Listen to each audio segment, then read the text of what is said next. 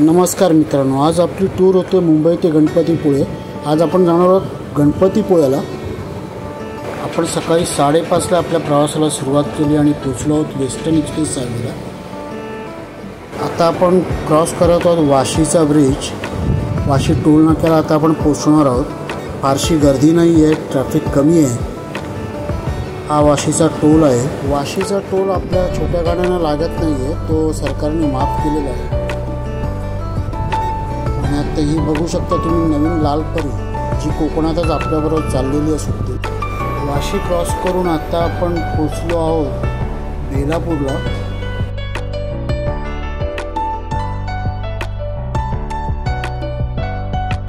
तर आता आपण पोचलो आहोत माणगावच्या पुढे। वीरच्या पुढे खूप रस्ता सुंदर बनवलेला आहे, छान असा कन्स्ट्रक्शन केलेलं आहे। अगदी तुम्ही सुसाट जाऊ शकता असा रस्ता आहे, पण आपल्याला वेग मर्यादा पाळली पाहिजे हे लक्षात ठेवा। आणि आता आपण थांबलेलो आहोत ब्रेकफास्टसाठी। कशेरी टनेलच्या अलीकडे आपण थांबलो। तो सुंदर असं एक हॉटेल आहे। इकडे वानर सेनासुद्धा दिसते, जी आपल्या सोबतीला दिसते। आणि आता पुढे आपला प्रवास सुरू झाला आहे, तो कशेरी टनेलच्या दिशेने। हे बघू शकता तुम्ही समोर जाण्यासाठी डावीकडे आणि उजवीकडे येण्यासाठी हा नवीनच बोगदे तयार झालेले आहेत। छान काम केलेलं आहे आणि अजूनसुद्धा थोडीफार कामं बाकी आहेत, ती चालू आहेत। पुढे आपला प्रवास होणार आहे सावर्डेच्या दिशेने।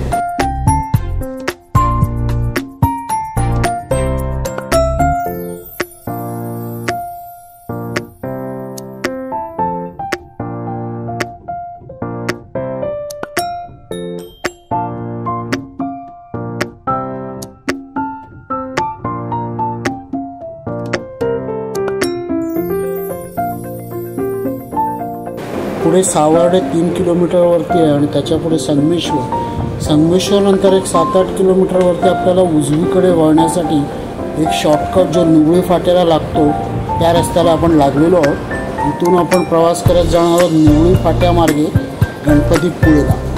हे आलं मंदिर, खूपच सुंदर असं प्रसन्न वाटतं इकडे मंदिरात आल्यावर।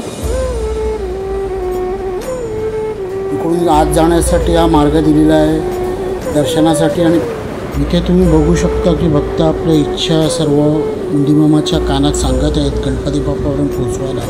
हा मंदिर परिसर आहे आणि इकडून याच मार्गाने आपण आत आलो होतो, तिकडून आपण पुन्हा बाहेर पडतो।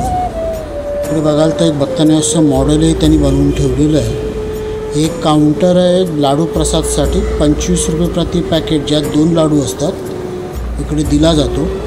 तिकडे आपण लाडू घेऊन आता या मार्गाने बाहेर पडून याच्या उजवीकडे तुम्ही बघाल तर प्रदक्षिणा मार्ग सुरू होतो। इकडून आपण प्रदक्षिणा मारण्यासाठी सुरुवात करतो, कारण प्रदक्षिणा मारल्याशिवाय या गणपती बाप्पाचं दर्शन पूर्ण होत नाही असं इकडे म्हटलं जातं।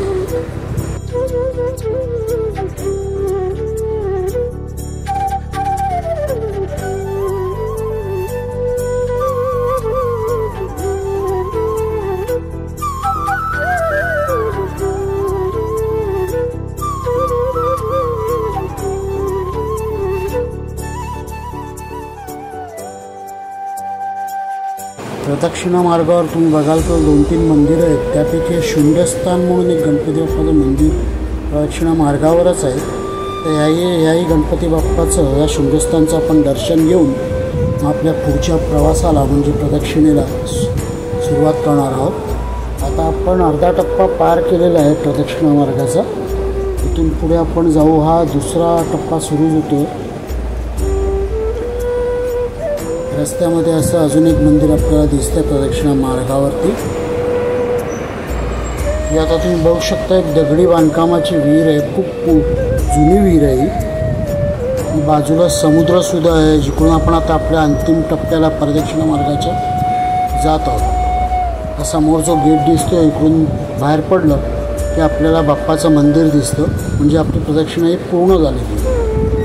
इकडे प्रसादालय आहे, ज्याचा वेळ आहे 12:30 ते 2 दिवसा आणि संध्याकाळी 7:15 ते 8। कधी आलात त्याचा जरूर लाभ घ्या। हे प्रसादालय आहे। इकडे आम्ही समुद्रकिनारीच मंदिराच्या शेजारी एका ठिकाणी आमचं जेवण करण्यासाठी थांबलो होतो। तर थोडा वेळ मनीमाऊसोबत घालून आम्ही पुढच्या प्रवासाला लवकरच सुरुवात करू. तोही व्हिडिओ तुम्हाला आम्ही दाखवू. धन्यवाद.